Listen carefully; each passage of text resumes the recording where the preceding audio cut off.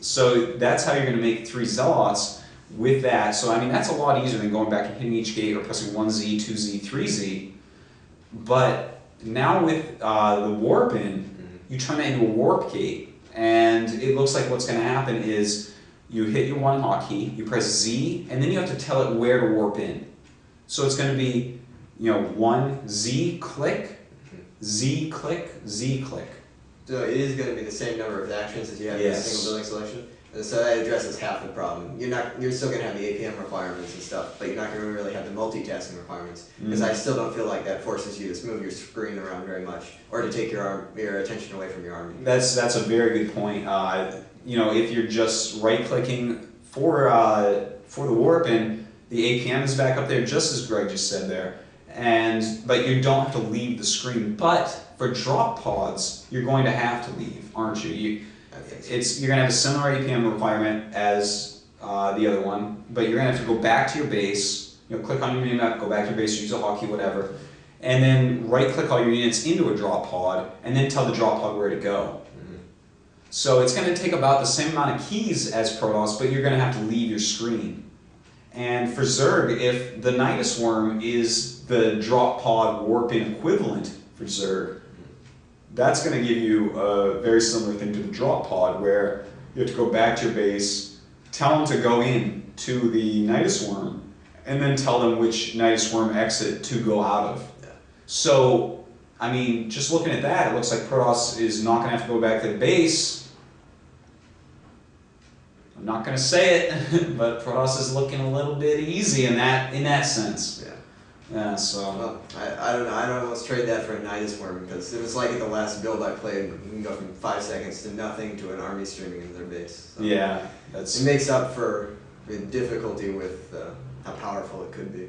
Yeah, another interesting thing about this MBS auto mine situation is, it takes a lot of skill to jump around, send all your SCVs, probes, drones to mine, macro all your things without the MBS. But as we just spoke of, the APM requirement for production is going to be similar with MBS as it is to StarCraft 1.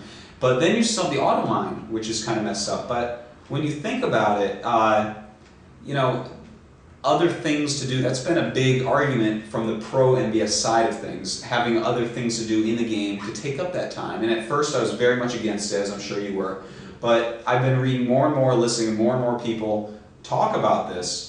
And basically, there's going to be more that you can do, but some of the arguments don't work for me. When people say, oh, I'm going to have multiple battles on multiple fronts. Anyone who says that, I think that you don't know what you're talking about, because right now in StarCraft, let's look at Terran vs. Protoss for a moment, all right? In Terran vs. Protoss, if you are a top-level Terran vs. Protoss player, while you're making your army, you are flying around with a dropship and harassing vultures, aren't you?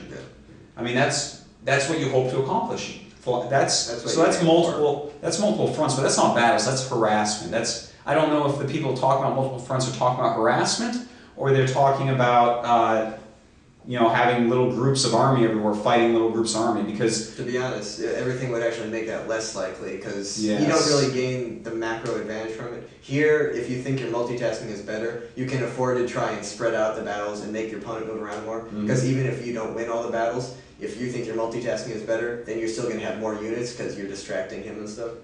But with MBS, everyone's macro is going to be a lot better, so you lose a lot more from putting yourself into a battle where you might not win. So everyone's going to try and keep their army together and avoid any kind of risks like that. It's a very good point. And if you look at just basic TVP play, basic strategy of this is a very easy, I think it's one of the most easy to understand matchups in the game. And basically, Terran will make their army all game long and keep it together. They will harass, as we said, dropships, vultures and whatnot. Sometimes you'll sneak some units around and do something. But for the most part, you have this big army. And this big army, what you want to do is just win a battle with the big army. Because, someone quite wise when I was a newbie about 10 years ago once told me, 12 zealots beats 10 zealots.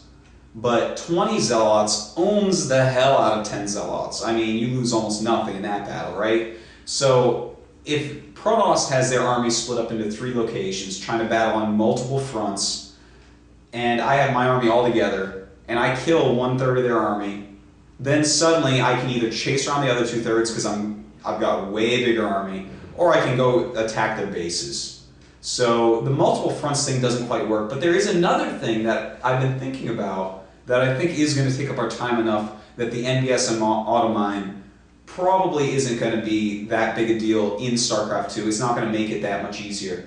It's this drop pod, warp in, and Nidus Worm type of thing. In StarCraft 1, you'll battle and battle and battle and battle.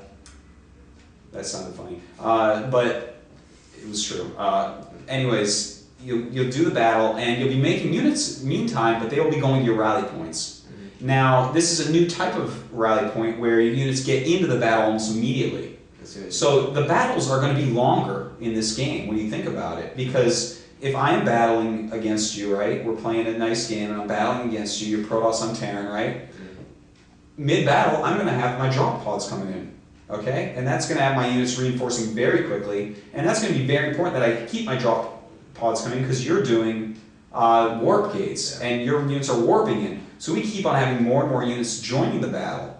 And so if one of us falters on that, your reinforcements are going to keep coming, and you're going to be reinforcing our army so brilliantly with these new mechanics that I'm going to lose because of it, because you have just outskilled me in your multitask. That is true, yeah. So, that's one thing to think about. MBS and Automine, they may not be that bad. The game might not feel like StarCraft 1, but it may take a similar amount of skill. Is that reasonable? Yeah. I think they've done a good job recognizing the problem and patching it up. And I still think that they shouldn't have created the problem in the first place by taking single building selection and stuff out. But as long as that's what we have to deal with, I think this is a reasonable solution. Yeah. And, I almost like this solution more than, I am the most die-hard StarCraft 1 fan in the world. I love that game. It's my life. But I do like this route kind of now. I'm not pro MBS or pro Automine yet, but if it brings more players into the game, more players like, oh, maybe I can play this competitively, it's maybe, and they give it a try, that's good for esports, that's good for the game of StarCraft too. Because StarCraft, someone told me a long time ago, I asked Assem, why do you love this game so much? And he said, you know what, StarCraft, anyone can play it. It's not like, pro basketball. If you're not tall, you can't play basketball well. Anyone in the world can sit down and play StarCraft. And this just brings that to the next level. You can have one arm in macro in StarCraft 2, right? Yeah. Come on. So it may bring in more players. I've never really agreed with that argument because I feel if you're on that level, you're a casual player who's going to play StarCraft 2 until the next big tile comes out. You're not going to be worried if it takes you an extra few clicks to make units because you're not really going to have a clue what else to do. So I don't really feel that's a valid argument, but there is some point to it. All right. And I guess that's it. We went into the matchups a little bit, our thoughts on the units, and a little bit of Automine MBS stuff. So. Thank you for watching. Any responses that you have to anything that was said here, I would love to hear them. I'm really getting into the whole StarCraft 2 debate, talking and theorizing about it. So I'll address anything that comes up that really interests me. So thanks for watching, and IdrA, thank you for coming on. Thank you.